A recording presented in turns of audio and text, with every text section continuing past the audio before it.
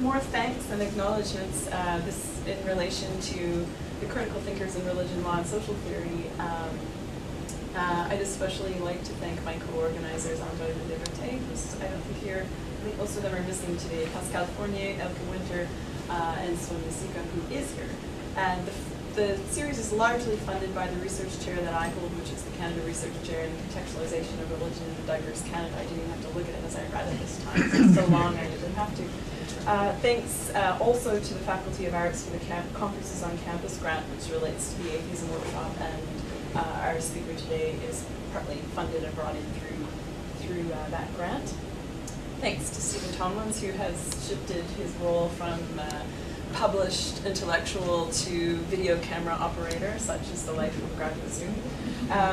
Marianne Abu Hamad, who is our project assistant, and Heather Shipley, who's a project manager, who's sitting at the back, who always dislikes it when I point her out. So without further ado, I'd just like to briefly introduce the speaker today, William Stahl, whose title talk is The Church on the Margins, Religion and Atheism in the Secular Age. And he's Professor Emeritus at the University of Regina. I usually don't make any personal sorts of comments or do elaborate introductions, but I have to say that it's such an amazingly wonderful pleasure to introduce Bill to you today. I've known him since I was a master's student, and he was one of the people who very early on persuaded me that I had a place in academic life. And he was always very kind to me as I fumbled my way through numerous conference presentations, sometimes attending them and trying his very best not to look pained, I'm sure. And then was the external examiner on my PhD dissertation. And so I've kept in touch over the years, and it's always my pleasure to hear, when I hear him talk, he's one of those very few people who I would categorize as a sort of Renaissance person. The breadth of his knowledge and depth is phenomenal, and I'm sure you'll benefit from it today as you listen to his talk with me. So, I do want to mention, further ado, I'll mention just a couple of his publications, God and the Chip, which I recommend, as well as Webs of Reality. And so, without further ado, William Stahl.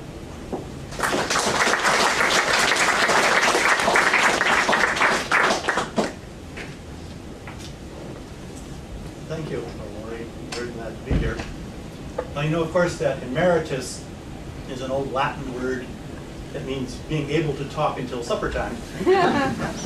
I'll try to be a little more brief than that. Atheism is defined by what it is not. The old saying goes, there's a difference between Protestant and Catholic atheists. So therefore, in order to understand any particular expression of atheism, we need to understand its religious context. And so what I want to do this afternoon is to look at that context of the new atheism. Of necessity, this means painting on a big canvas with a broad brush. And hopefully for those of us who are at the workshop over the next few days, we can fill in some of the details. My argument is that, while religion has not disappeared, as classical secularization theory predicted it would, the place of religion has changed dramatically over the past half century. Christendom is over. Structural and cultural changes have moved the church from the center to the margin of society. And these changes, which Charles Taylor describes as a change in the modern social imaginary from, as he puts it, the age of mobilization to the age of authenticity, describe the context for both religion and the new atheism in the 21st century. Much of both current religion and atheism can be seen as a backlash to these changes. I want to establish my argument through several steps. First, I will very, very briefly describe the religious situation here in Canada. Secondly, I'll look at two narratives which are commonly encountered in today's debates, which try to explain that situation. But I will argue that neither of them has very much explanatory power, and they keep the debate grounded in old tropes. Third, I will present then another narrative, which I think attempts to offer an explanation. Charles Taylor rejects secularization theory, but recognizes that the place of religion in the world today is profoundly different than it used to be. Structural and cultural changes over the past century have moved the church from the center of society to the margins.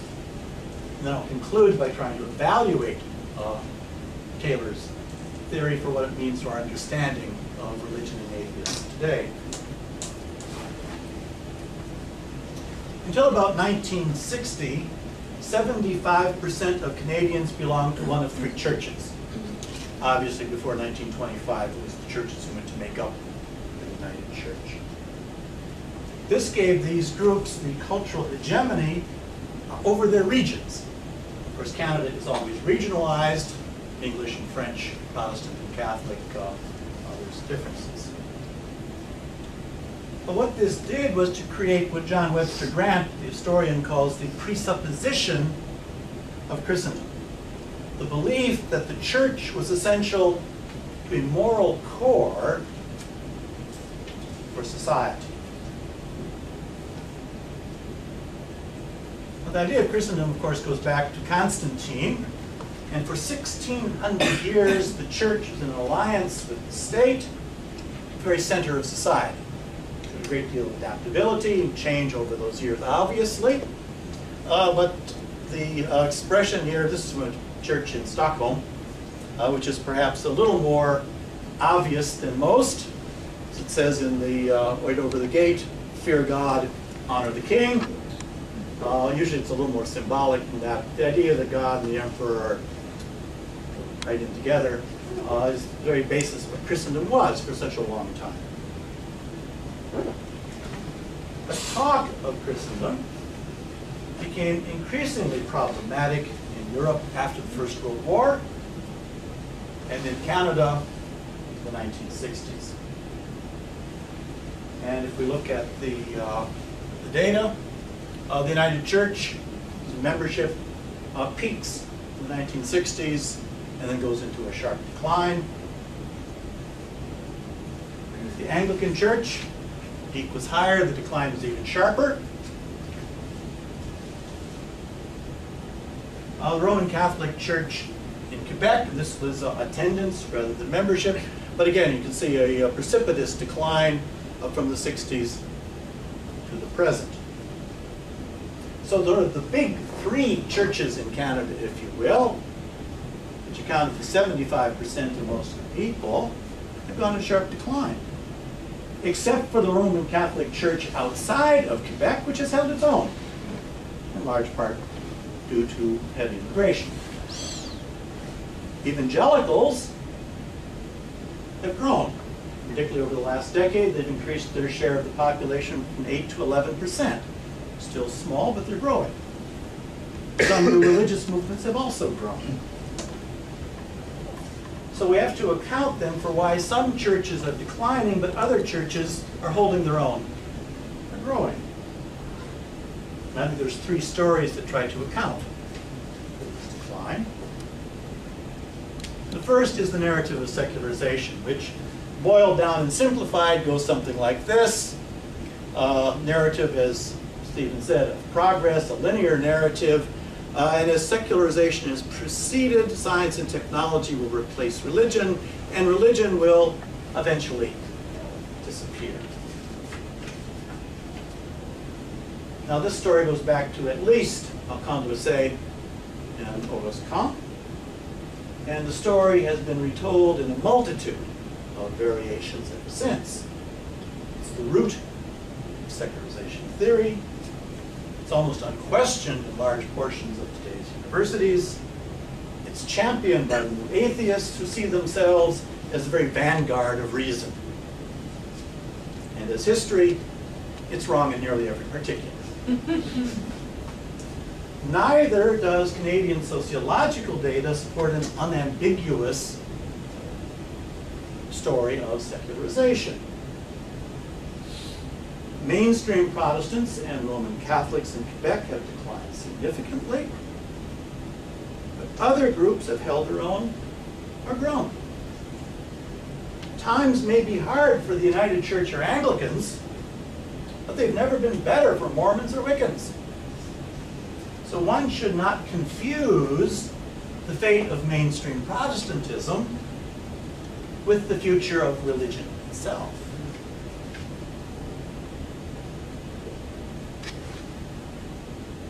Well, the shift from the mainstream churches from the center to the margin still requires explanation. Reg Bibby argues that at least for the Protestants, the mainstream churches declined because of demographic patterns, declining birth rates, and changing immigration patterns, which meant that the Anglicans, United Churches, were not getting reinforcements through immigration the way that, say, Roman Catholics outside of Quebec were. And secondly, they failed to retain the children which they did have. As Reg has rather famously put it, simply put, people were not particularly upset with the mainline churches and stomped off in huff. On the contrary, they died and were not replaced. Which, of course, leaves unanswered the crucial question: why did the young people abandon the mainstream churches? Well, certainly abandon it they did. If we look at the identification of young people with the mainstream churches, you can see the really sharp declines. And young people in Canada today are probably the best educated in history. Computers, the internet, and all these other electronic devices they have bring, for all except the poorest, the world's information to their fingertips. If the narrative of science and reason progressively replacing religion were true, we should expect that today's youth would be overwhelmingly secular. But that's not the case. If we look at the desire for rites of passage, usually steeped in religion, yes, there's been some decline amongst young people, but the desire for these rites still remains extremely high.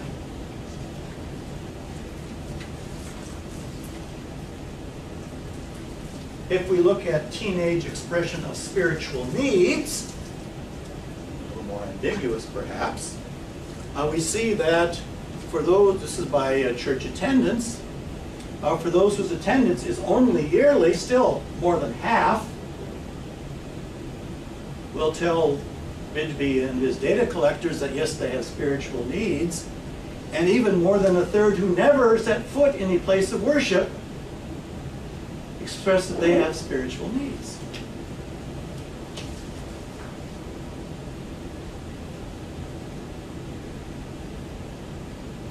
Bibby's last argument is that we're also seeing increasing polarization. The middle is giving way as those who are both more religious and less religious are gaining.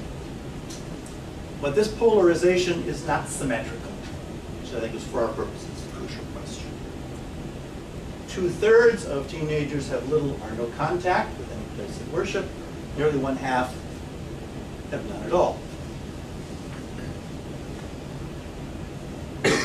Well, let's look at the second story.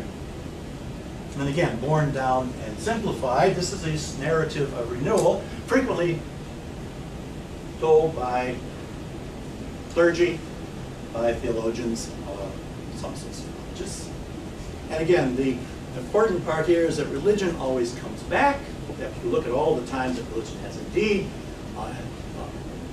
come back, it comes back because human beings are inherently religious, and society needs religion to maintain order. Well, this story has inspired a whole shelf of publications, Church Growth and Renewal, and a minor industry